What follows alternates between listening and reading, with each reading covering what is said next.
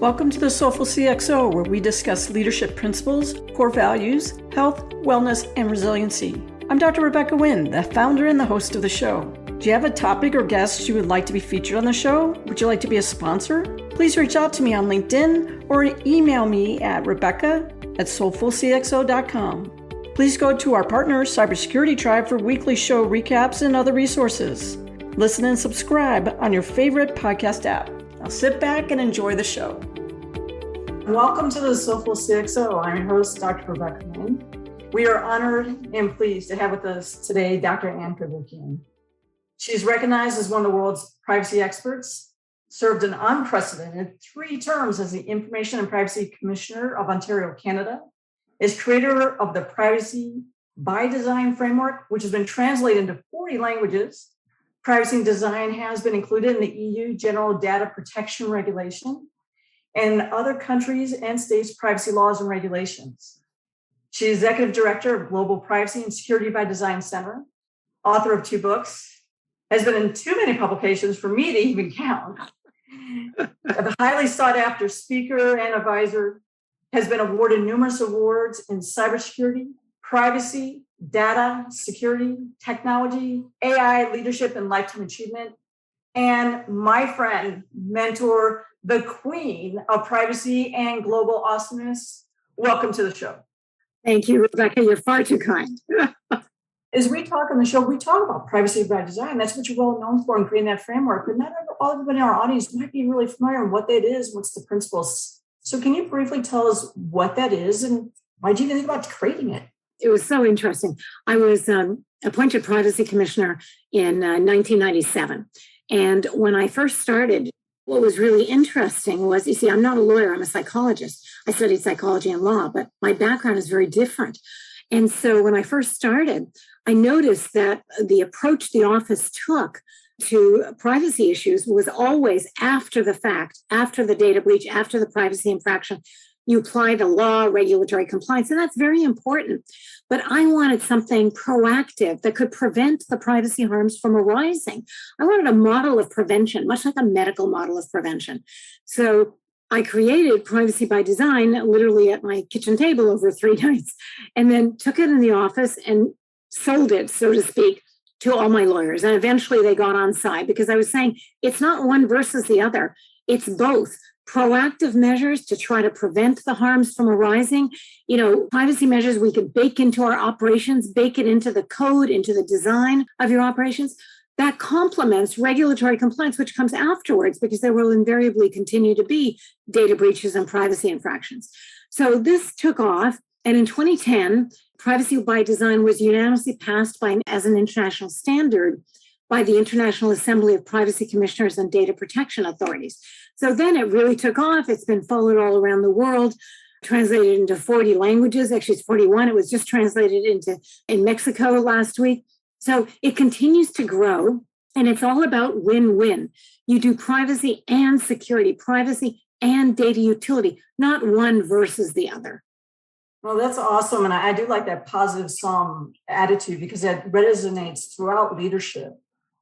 Today we talk a lot about healthcare, especially after COVID 2020. We talk about data and keeping data in perspective and how we use that. I know you have great thoughts upon that, and you also had a lifetime thought about that and how you could do that in leadership. Can you explain to everybody a little bit about how your viewpoint has come from not only a personal perspective and what happened with you in healthcare, but then how it translates today and how we're doing passports and vaccines and things along those lines?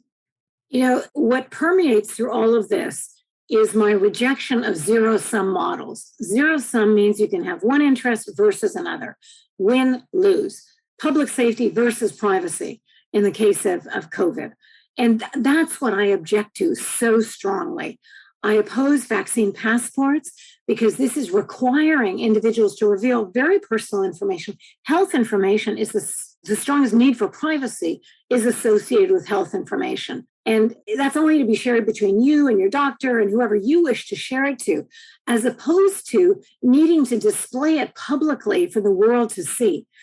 Vaccine passports, are growing all around the world.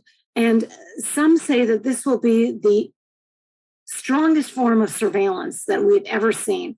Because wherever you give an indication, you show your vaccine passport, it's associated with your name, with a personal identifier that identifies you, like your driver's license or a health card or something, which is linked to you. And this is linked to the geolocation where you reveal this information. So with increasing collection of this kind of data all around the world, you're going to have tracking surveillance like we've never seen before. That's what's appalling to me. And individuals will have no control over this information. And privacy is all about control. It's about personal control relating to the use and disclosure of your personal information. Look, if you want to get a vaccine and you want to tell the world, be my guest. That's your prerogative. But you have to allow individuals, especially individuals who cannot get vaccines because of allergic reactions they have that do not allow them to get their vaccines, immunology problems associated with getting vaccines, that they can't do it. So they may not want to share that information with the world. It has to be their prerogative. You can't demand it. That's what I object to. And it's the old zero-sum model coming back. Wow, we have to take care of public safety, so forget about privacy. No, you don't forget about privacy. You find a way to build it in and have both. It's called positive sum as opposed to zero sum, multiple positive gains, not one interest versus another. And that's what I want to grow in terms of privacy by design, applying to this area. So many people have been in contact with me saying, oh my God, we don't want to do this vaccine passport thing, but they're making us do it. And there have been protests all around the world. Here in Toronto, Canada, people working at hospitals all throughout the city protested 3 days ago as saying, we object to being forced to reveal our vaccine status or lack thereof to the world. And these kind of protests have been taking place all over the place. In Paris last week, in Brazil, all over the world, you're seeing protests like this. People want to preserve their privacy and have public health. You can have both. And that's the messaging I'm trying to get across, that we have to get rid of the either or win-lose model, because that will ultimately lead to everyone losing out. We can do both. Let's propose one interest and another, multi-privacy, multi-parties. We can do this. When you have people who go into the emergency room and they see doctors, how are we going to get the information to the doctors? Because a lot of times people don't even want to give doctors any information, and then they can't get the proper health care. So what do we do in emergency situations like the pandemic we just had, where information has to get to doctors very, very quickly? And sometimes it might even have to show on a board to make sure that you get things quickly. How do we keep that in context? Of course, in emergency rooms, healthcare context, hospitals, of course, they need medical data. They need data about you to give you the proper treatment and care that you require. That's why you're presenting yourself at the hospital or ICU or whatever. So we have very strong health information privacy laws. Here in Ontario, we have PHIPA, the Privacy Health Information Privacy Protection Act, personal health information. And it's very strong. And it basically says, look, you have to give information when you're getting treatment and care. That's the whole point of you presenting yourself. So the fact that you're presenting yourself is consenting to the use of your data, but for your treatment and care, not for disclosure to the rest of the world. It has to be in the context of taking care of you, giving you much needed treatment, and it will be used in that context and only in that context. Then it will be protected very, very strongly. PHIPA provides the strongest privacy protection. And in the United States, of course, you have HIPAA. So we have very strong measures to protect health data, which are much needed. But that doesn't mean you have to give up your privacy in order to present information for your treatment and care. Spinning on the topic that you talked about, surveillance, you've worked quite a bit with smart cities, and we hear that quite a bit too, on people being able to identify and not identify people, keep out the bad guys. You worked on a great project with that, partnering with some really top companies. Can you go ahead and explain that project to us and what that was about? That was the SideLabs project. Of course, it was so interesting. It started out beautifully. Sidewalk Labs approached me. They wanted to retain me to embed privacy by design into the smart city they had been contracted to develop here in Toronto, Canada. And I live in Toronto, so I wanted a wonderful smart city that preserved privacy. So I was delighted that Sidewalk Labs retained me to embed privacy by design into this operation. And once I started looking into it, in a smart city, the technology is on 24/7. The sensors, the cameras, everything is collecting data all the time, nonstop, which is why I said to Sidewalk Labs, look, you want to do privacy by design, we're going to have to de-identify data at source, meaning the minute the data is collected by the sensor or whatever technology, you sever it of all personal identifiers. You remove all personal information associated with the data, so then you can use the data for much needed purposes, and it'll be very invaluable for, formulating how the smart city is going to operate, et cetera. But it will be removed. Personal information will be removed from it. So the privacy risk will have been removed right at the beginning. Sidewalk Labs love this. They said, that's great. We like that very much because then we can tell people, look, there's no privacy risk associated with what we're doing, with all the massive amount of technology we're putting into the smart city. Win-win. And that went along fine until Sidewalk Labs got criticized by Jim Balsillie because, I think he wanted a part of the operation. He didn't have it. So he was criticizing Sidewalk Labs, not so much for the privacy things, but just for everything. So I remember the board meeting I attended with Sidewalk Labs and their partners. And what they said was, look, and this was what really concerned me. They said to the IT companies in the board meeting who were part of the smart city operation, they said, look, we encourage you to de-identify data at source. But if you can't do it, or if you don't want to do it, we can't make you do it. It's not the law. And I knew I had to resign then because, you see, they didn't come to me and seek my views on that because they knew what I would say. I would say, don't do it. And I would also have said, give me 1 week. Let me go to Waterfront Toronto, who is the group that had hired Sidewalk Labs to build the smart city. Let me go to them and say, you make a stipulation. Any IT company who wants to work with us on this smart city operation, they must de-identify data at source. And they would have done that. But they didn't. Sidewalk Labs didn't want to take that risk, I guess. And so they just presented it like this. So the next morning after the board meeting, I resigned publicly.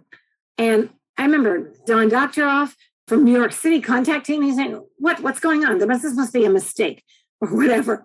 He didn't know what I was doing or why I was doing it. And I said to them all, look, you knew this is the position I would take. I can't live with, do whatever you want with the data and don't strip the personal identifiers. And simply, I cannot do that. The good news was after I resigned, first of all, you would not believe how many media interview requests I had from all over the world because no one could believe I was resigning from such a fruitful position. They didn't believe I was doing it. So I had all these interviews. But the best part was Waterfront Toronto, which was the organization that retained Sidewalk Labs, they approached me directly and they said, come work with us. We believe in what you're saying. We want everything de-identified at source. Come work with us. So you see, this is the thing with smart cities. You can do privacy embedded into the design of the operations of the smart city. So you can have privacy and all the smart city functionality that is being developed to make the city operate more efficiently, et cetera. You can do both. It's not the dated zero-sum either or win-lose model. Get rid of that and do both.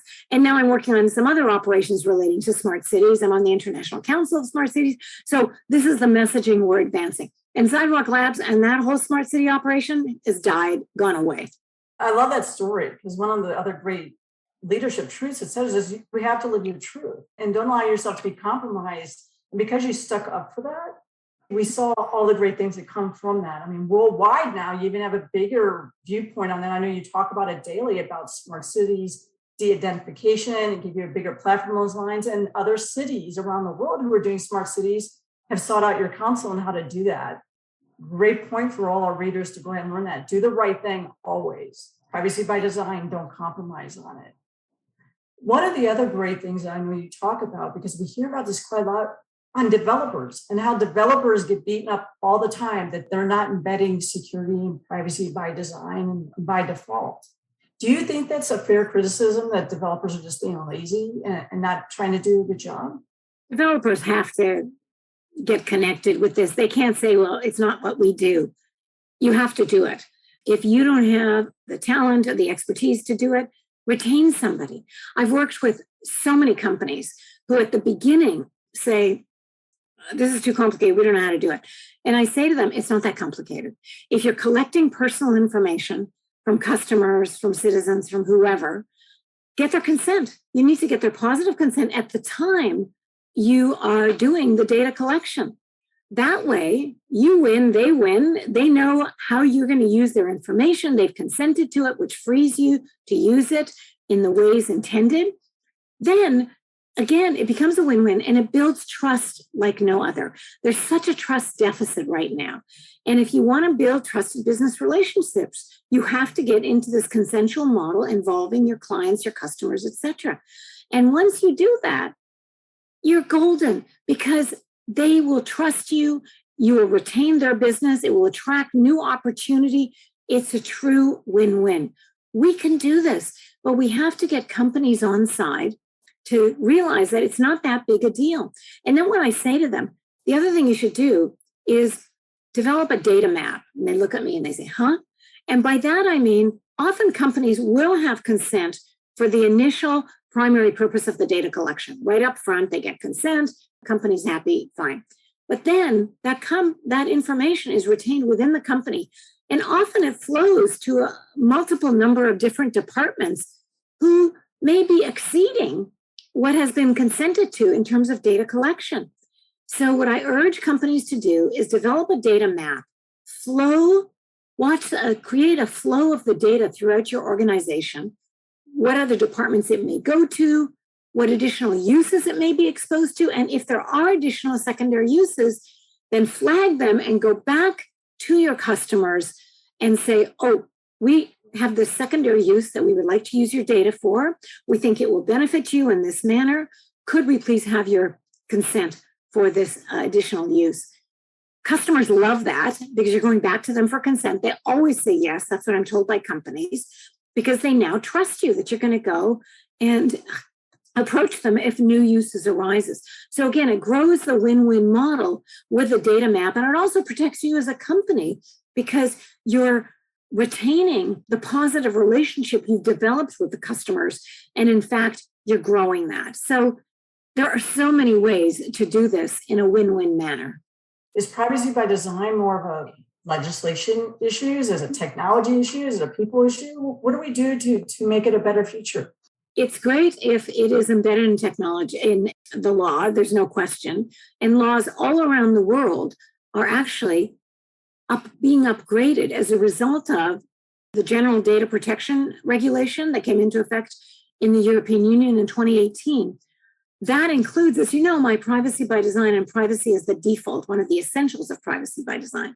And when they included that in the law, countries all around the world wanted to upgrade their existing laws because they may have had what's called essential equivalence with the previous law in the EU, which they want to maintain and preserve because there's so much business that they can engage in with the EU. So when the law was strengthened in this manner in the GDPR, including privacy by design, then countries all around the world started including privacy by design into their operations. I just heard from Brazil a few months ago, they have a new privacy law which includes privacy by design, and they want to get my views on it and things of that nature. So we continue to upgrade existing laws with privacy by design. But don't just leave it to the law, embed it in technology. I always say to people, it's great to have the law, but some of my colleagues, former commissioners, have said, laws only reach the tip of the iceberg. The majority of the privacy harms remain largely unchallenged, unknown, unregulated, because they're being done through social media, all kinds of online connectivity. We don't get to it. So if you embed privacy directly into technology, bake it into the code, make it an essential component of your operations, then you don't have to worry about it. You can't forget to do it. It's always present. It has a very pervasive effect that you don't have to oversee all the time because it's always there, baked in, always in effect. And that's why I say don't rely just on laws and regulatory compliance. bake it into the code, into the technology, into the design of your operations, into your policies, and you will get a much better win-win outcome. And we thank you for sharing your leadership insights, sticking to your core values, and your passion for the industry. How can people get a hold of more information about even their companies becoming privacy by design, certified? How can they get a hold of you to speak and to, as you said, to be an advisor? How do people get a hold of you and get a hold of those information? So if they want to email me, and you can reveal my email at the end of this, then with their consent, if they want to get certified, I will refer them to KPMG, who is the certifying body, and they'll go in and do the much needed testing, etc. And then they send me a report and I will certify. But the other thing is, I know this is going to sound strange, I do Twitter. I'm very active on Twitter. Every morning from 5 to 6, I circulate the latest tweets of the day that are important to privacy and privacy by design, data protection. My husband is a saint. He puts up with me doing this. But I want to share all the news, especially coming from Europe and abroad. There's so much going on. So you can follow me on Twitter, and I'm happy to respond. But the last thing, the message I want to leave with people is don't give up on privacy. I know so many people say, oh my God, there's just too much going on, too much surveillance is taking place, just give up on it. I remember somebody tweeted me and said, lady, that ship has sailed. And I tweeted back and I said, then get another friggin' ship. You don't give up on privacy. Privacy forms the foundation of our freedom. We must have freedom, free and open societies. Please, we have to. We can't morph into China with social credit scores abounding. My God, we need our freedom. In order to do that, we must preserve privacy. And we can do this. That's what I want people to know. Yes, it's difficult. Yes, it may be 2 steps forward, 3 steps back. It's like a chess game. So we just stay in the game. And every time surveillance mounts, we have a response and we proceed. Additional measures get introduced. So I just want to give people hope that this is not something you give up on. I always like to give the story of Steve Jobs, the brilliant creator of Apple. He used to buy a new Mercedes, a white Mercedes, every 6 months, less a day. And then 6 months less a day, he would take the Mercedes into the dealership and buy another one. And this kept going on until he died. And you went, well, why did he do that? Because in California at that time, you had up to 6 months to get a license plate number on your new car. And he didn't want a license plate. He didn't want to be tracked, surveilled. He didn't want any numbers associated with him. See, brilliant minds, they want the freedom to think crazy blue sky ideas, wild thinking. You can't do that if someone is looking over your shoulder and you're worried and you're concerned. You need freedom. Privacy breeds creativity and innovation. You need to feel free to have crazy ideas and then put them into effect. So on so many levels, privacy is essential to freedom, creativity, and innovation. We have to preserve this at all costs. And it was a pleasure having you on the show. You are a soulful CXO. Thank you so much. My pleasure, Rebecca.